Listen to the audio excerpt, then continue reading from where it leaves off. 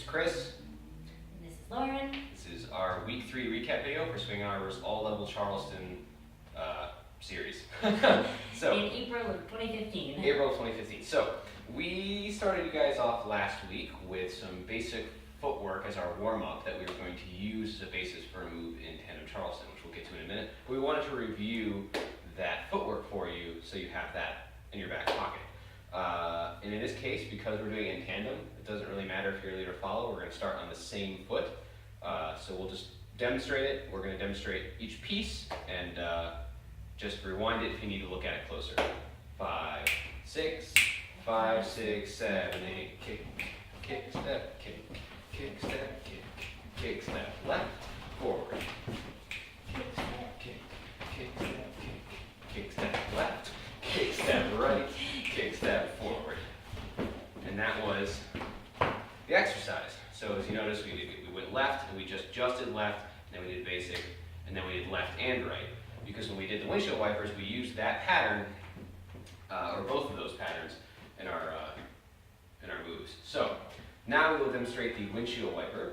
And the windshield wiper, it looked like this. We'll give you a couple directions here, so we'll Exactly. look at this a couple times. So 5, 6, 5, 6, 7, 8, kick, kick, step, kick, kick, step, kick, kick, step, kick, kick, step. Okay, so that was the very basic one. The key to remember that one, leads, is that when we want to get into any rotational motion, we need to twist into it with our bodies so that we're kind of winding our follower up. So that when we bring it over for that kick in this direction, they already have that momentum going, and we don't have to force it on them. And all of us want to keep a nice frame across through our arms and shoulders so that as we rotate, our whole body is rotating in a line and staying parallel with our partner. Correct. So, I will demonstrate it again, except this time we're going to go left and right.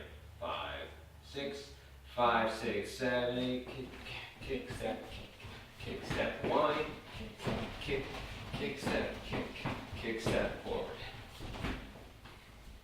So, let's show that from a different angle. We'll go through that whole sequence so you can see it from the back. So we'll do our basic Do one. both ways, our basic One way, and then left, basic both ways. basic and both ways. Okay, so, let's do it from the back. 5, 6, 5, 6, 7, 8, basic.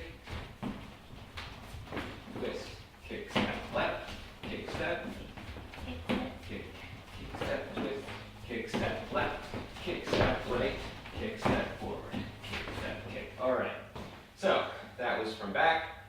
We did it from front. Let's do it one more time.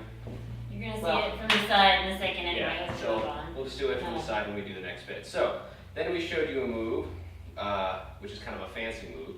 It kind of looked like this, so I'll just demonstrate the basic part of it. 5, 6, 5, 6, 7, 8, kick, kick, step, kick, step, twist, kick, step, down. So, before we get into the other part, let's talk about how we got into that.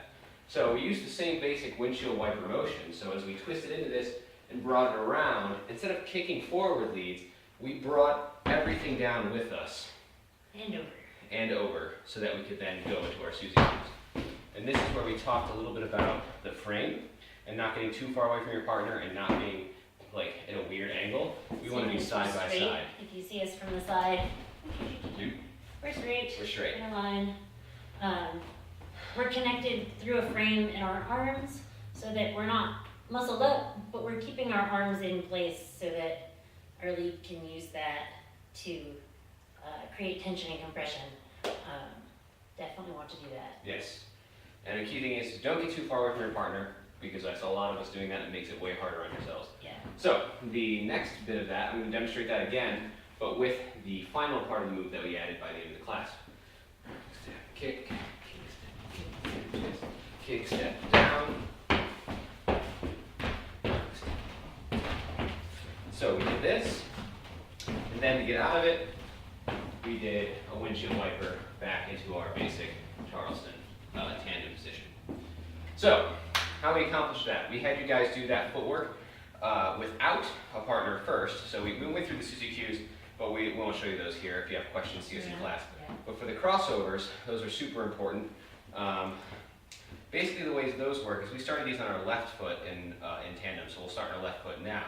And the key thing to remember is how far left and right I go, how far forward and back we go, and how up and down that comes. Because as we do this with our partner, they need to feel all of those directions in order to make this work. So watch us, 5, 6, 5, 6, 7, 8, rock, step, up, down, rock, step, up, down, step, up, down, rock, step, up, down. So if we did that from the side, you should also notice our body's moving forward and back. Exactly. So 5, 6, 5, 6, 7, 8, rock, step, up, down, rock, step, up, down, rock, step, up, down, rock, step, up, down. So there's a lot of motion in this ocean, and that's what actually makes that happen. but we want it to be clear and intentional motion, Yes. not motion that just happens. Yeah, so don't wiggle it, just make that whole motion part of your body. And what was nice about these crossovers is that when we did these, it's what allowed us to get back into this kick, right? Sorry, I'm making her do this without actually leading it. When we got into this kick, it looks just like the kick from the windshield wipers, so we were able to come around, kick the other direction, and then come back forward. And that was all of class 3.